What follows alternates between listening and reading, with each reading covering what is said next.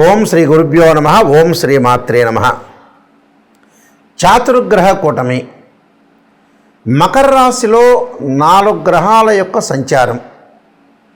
అందులో ప్రత్యేకంగా ప్రధానంగా రవి బుధుల యొక్క కలయిక, శుక్రకుజుల యొక్క కలయిక.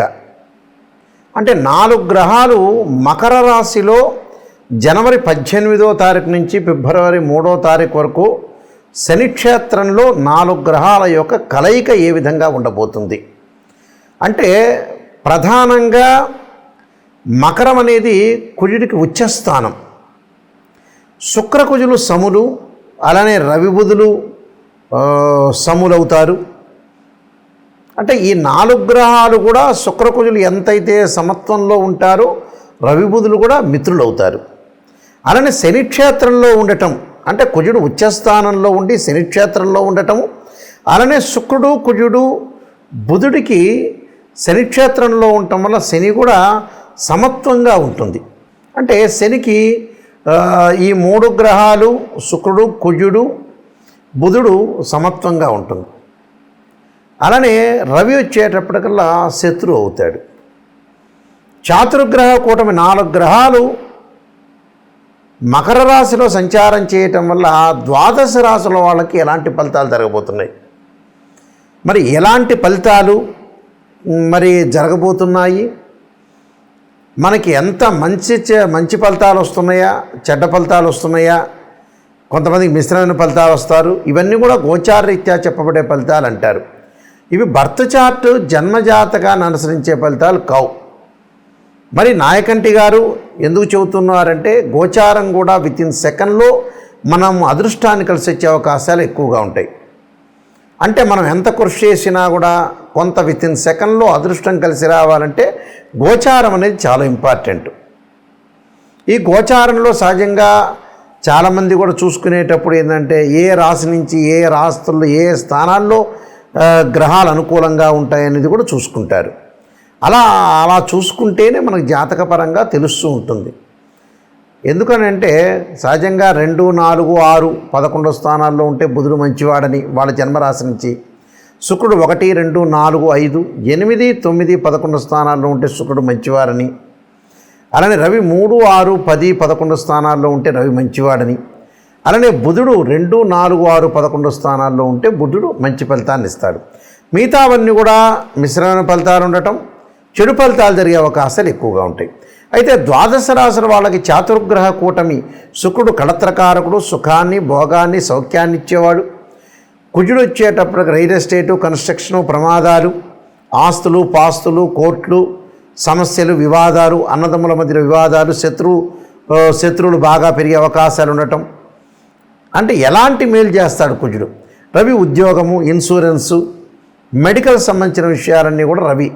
బుధుడు వ్యాపారము, వృత్తి ఉద్యోగ వ్యాపార రంగాలు, అలానే బుద్ధి వికాసించడం, అలానే డెవలప్మెంట్ కావటం, వాణిజ్య శాస్త్రము, గణిత శాస్త్రానికి సంబంధించిన గ్రహం ఏంటంటే బుధుడు.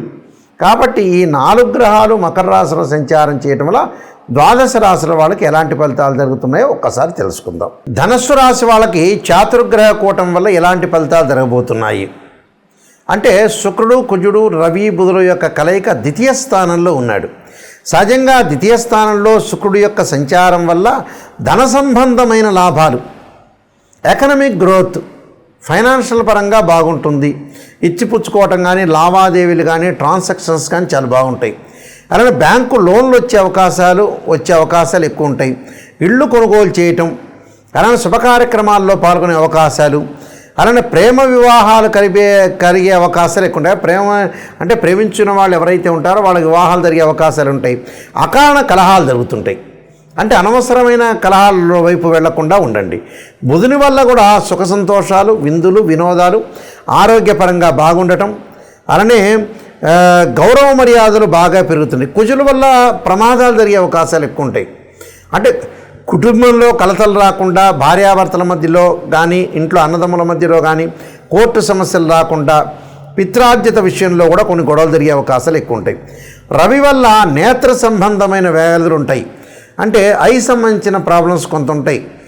అంటే ఐ సంబంధించిన అంటే శుక్లాలు ఉండటం ఒకటి, గ్లకోమా ప్రాబ్లం, అలానే ఏదన్నా కన్నుకి దెబ్బ తగలటం ఇలాంటివి జరగకుండా చూసుకోండి. శిరోవేదన అంటే తలకు భారం జరుగుతుంటుంది, అంటే హెడేక్, అంటే తలలో ఏదన్నా ప్రాబ్లమ్స్ ఉన్న వ్యక్తులకి మటుకు కొద్ది జాగ్రత్తగా ఉండాలి. లాభాలు, కొంత లాభాల్లో మందగింపు, అంటే స్లోగా డబ్బులు వస్తుంటాయి. అంటే ధన కనక వస్తు లాభాలు కలుగుతున్నా ఒకరోజు రావాల్సింది తక్కువగా వచ్చే అవకాశం ఉంటుంది, పక్క రోజు మళ్ళీ పెరిగే అవకాశాలు ఎక్కువ ఉంటాయి.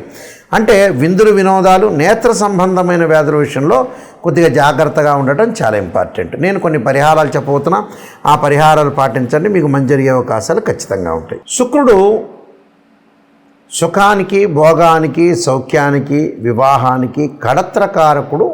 సప్తమ భావకారకుడు ఎవరు అంటే శుక్రుడే. శుక్రగ్రహం ఏ విధంగా ఉండబోతుంది, శుక్రుడు వల్ల మంచి జరుగుతుందా చెడు జరుగుతుందా అనేది, శుక్రుడు కళత్రం అంటే వివాహాన్ని ఇచ్చేవాడు శుక్రుడు కాబట్టి ఎవరికైనా సరే శుక్రదోషం అనేది ఉండకూడదు. అది బర్త్ చార్ట్ను జన్మ లగ్నాన్ని అనుసరించి శుక్రదోషం ఉండకూడదు. సహజంగా వివాహం కావట్లేదు, వివాహం దగ్గరికి వచ్చినట్టు వచ్చి వెనక్కి వెళ్ళిపోతుంది, వివాహం తర్వాత డివోర్స్ జరుగుతుంది, మన జాతకాలు కరెక్ట్గా చూసుకోలేకపోవటం, ఏదో అరకొరకు నాలెడ్జ్ ఉన్న వ్యక్తులతోటి కలిసి జ్యోతిష్యుల దగ్గర చూపించుకోవటం వల్ల కూడా వివాహం పరంగా అయ్యో నేను అందరికీ చూపించానంటే చాలామందికి చూపించాను, మా అబ్బాయి వివాహం ఇలా అయింది, మా అమ్మాయి వివాహం అయింది, వివాహం అయిపోయి విడాకులైనవి, అసలు సంబంధాలే కుదరట్లేదని చెప్పేవాళ్ళు చాలామంది ఉన్నారు. ఎందుకంటే జ్యోతిష్యులది కాదు, మీరు సరైన జ్యోతిష్యుని ఎంచుకోవాలి. శుక్రుడు ఏంటంటే వివాహకారకుడు. ఎప్పుడూ కూడా శుక్రుడు 6, 8, 12 స్థానాల్లో ఉండకూడదు. శుక్రుడు అశ్విని, మఖ, మూల, ఆరుద్ర, స్వాతి, శతవిషము, అలానే ప్రత్యేకంగా పుష్యమి, అనురాధ, ఉత్తరాభాద్ర నక్షత్రంలో ఉండకూడదు. మృగశిర, చిత్త, ధనిష్ట నక్షత్రంలో ఉండకూడదు. శుక్రుడు జన్మలగ్నం నుంచి 6, 8, 12 స్థానాల్లో ఉండకూడదు. శుక్రుడు శనితో కానీ, కుజుడితో కానీ, రాహుతో కానీ, కేతువుతో కానీ కంజంక్షన్ కాకూడదు.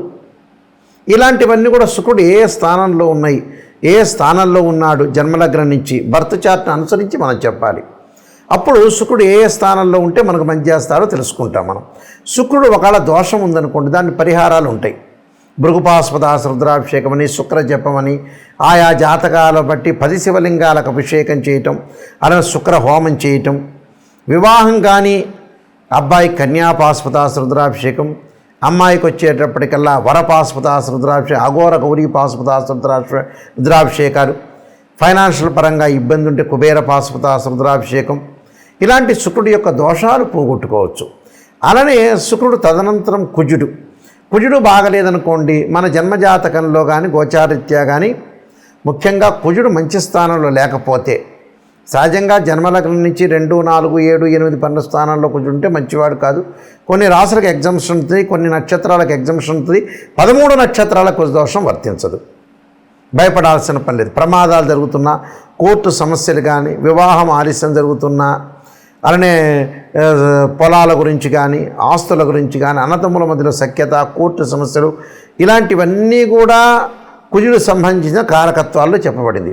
ఈ కుజదోషం ఉందనుకోండి, ఉదాహరణకి జాతకపరంగా కానీ కుజుడు బాగలేకపోవటం, కుజుడు సహజంగా 6వ స్థానంలో ఉండకూడదు, రోగస్థానం అంటాం, 8వ స్థానంలో ఉండకూడదు, 12వ స్థానంలో ఉండకూడదు. అంటే ఒక్కొక్క ఫలితం ఒక్కో రకంగా ఇస్తారు. ఏంది గురువుగారు కుజుడు అన్ని స్థానాల్లో చెడ్డవాడు అనేది కాదు. కొన్ని స్థానాల్లో మంచివాడు, కొన్ని స్థానాల్లో చెడ్డవాడు, కొన్ని స్థానాల్లో మంచి ఫలితాన్ని ఇస్తాడు, కొన్నిసార్లు చెడ్డ ఫలితాన్ని ఇస్తాడు. కొంతమంది ఎగ్జామ్షన్ కూడా ఉంటుంది, భయపడాల్సిన పని లేదు. దానికి అంగారక పాశుపతాస రుద్రాభిషేకం, సుబ్రహ్మణ్య స్వామి ఆరాధన, సుబ్రహ్మణ్య స్వామి అష్టకం చదువుకోవాలి.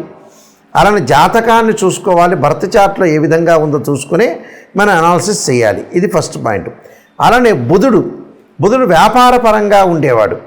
వ్యాపారము, వృత్తి, ఉద్యోగ, వ్యాపార రంగాల్లో బుద్ధి వికసించడము, సరైన సమయంలో సరైన నిర్ణయం తీసుకోవడం, బుధుడి యొక్క దోషం ఉంటే కూడా అలానే బుధుడి యొక్క సంబంధించిన జపం కానీ, అలానే బుధుడికి సంబంధించిన హోమం కానీ, అలానే పాశుపతాస రుద్రాభిషేకం చేసుకోవడం చాలా మంచిది. రవి వల్ల ఏం జరగబోతుంది? రవి వల్ల ఉద్యోగంలో మార్పులు, ఆరోగ్యపరంగా ఇబ్బందులు, ఆరోగ్యం మహాభాగ్యం అంటారు. ఏ జాతకంలో అయినా సరే రవి యొక్క దోషం, జన్మలగ్నం నుంచి రవి యొక్క దోషం ఉంది అని అంటే రవిని ఆరాధన చేయాలి. ఎలాగా? సూర్యపాశుపతాస రుద్రాభిషేకం అంటారు, సౌరపాశుపతాస రుద్రాభిషేకం అంటారు. అలానే ఆరోగ్యం బాగలేదంటే ఆరోగ్యము, త్రయంబక పాశుపతాస రుద్రాభిషేకాలు, శిరోకంఠ పాశుపతాస రుద్రాభిషేకాలు ఇవి చేసుకోవాలి. రవి జపము, రవి హోమము, అంటే రవి వల్ల ప్రయోజనం కలుగుతుందని అర్థం. కాబట్టి ఇవన్నీ కూడా జీవితంలో గోచారీత్యా నిజాన్ని తెలుసుకోండి, అబద్ధపు ముసుగులో ఉండొద్దండి. ఎవరైనా నాకు కాల్ చేసేవాళ్ళు జాతకానికి నిజం తెలుసుకోవాలి, నెగిటివ్ అయినా పాజిటివ్ అయినా తెలుసుకునే వాళ్ళు మాత్రమే నాకు ఫోన్ చేయండి. అంటే అబద్ధపు ముసుగులో జాతకాన్ని చెప్పలేరు, నేను చెప్పను కూడా. అందువల్ల నేను నెంబర్ ఆఫ్ బుక్స్ రాసిన రాజమండ్రి మోహన్ పబ్లికేషన్ వాళ్ళకి కాలసర్పయోగము, కాలసర్పయోగ చంద్రిక, రాహుకేతువులు, ఛాయాగ్రహాలు, అలానే వివాహ మార్తాండము, జాతక చంద్రిక, స్వప్నశాస్త్ర ఫలదీపిక, అలానే బృహత్ పరిహార సింధు, అలానే సర్వదేవతా గోత్ర పార్ట్ 1, పార్ట్ 2, పుత్రగణపతి వ్రతము, ఇలానే ప్రిడిక్షన్ ఆఫ్ ఆస్ట్రాలజీ, ఇలాంటి నెంబర్ ఆఫ్ తెలుగు ఇంగ్లీష్లో నేను చాలా నెంబర్ ఆఫ్ బుక్స్ రాశాను. మాది వెబ్సైట్ ఉంటుంది www.nayakanti.com అని, nayakanti.in మీరు చూడొచ్చు. ప్రతిదాని కూడా సమస్య పరిష్కారం ఉంటుంది, ఆ సమస్యని మీరు బాధపడాల్సిన పని లేదు. నాయకంటి మల్లికార్జున శర్మ బుక్స్ అని కొడితే వస్తుంది మీకు.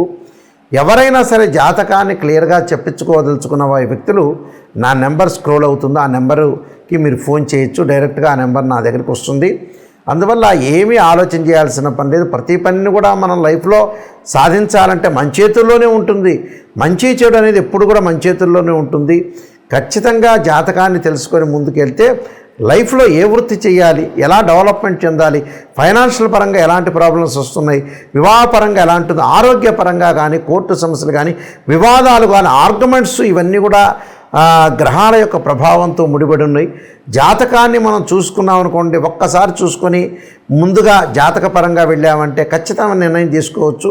అయితే నా దగ్గరికి జాతకానికి ఫోన్ చేసే వాళ్ళు ఎవరైనా సరే వాయిస్ రికార్డింగ్ పెట్టుకోండి, నేను జాతకాన్ని చెబుతాను. వాట్సాప్లో మీరు ఏదైతే ఉంటుందో ఒక 4 పేజీలు పంపిస్తాను, అలానే వాయిస్ రికార్డింగ్ చేసుకోండి. జాతకంలో వాయిస్ రికార్డ్ ఎందుకంటే మళ్ళీ రిపీట్గా మీరు వినే అవకాశం ఉంటుంది. సత్యాన్ని తెలుసుకోండి, నిజాన్ని తెలుసుకోండి. నిజాన్ని తెలుసుకునే ఎవరైతే ఉంటారో వాళ్ళు నాకు కాంటాక్ట్ చేయండి, నేను అన్నీ క్లియర్గా ఓపెన్గా చెబుతాను. దానికి పరిహారాలు, రెమెడీస్ కూడా శాస్త్రీయమైన పరిహారాలు చెప్పడానికి ఖచ్చితమైన అవకాశం అనేది ఉంటుంది. మీరు మీ అందరికి కూడా మంచి జరగాలని ఆశిస్తూ సర్వే జనా సుఖినో భవంతు.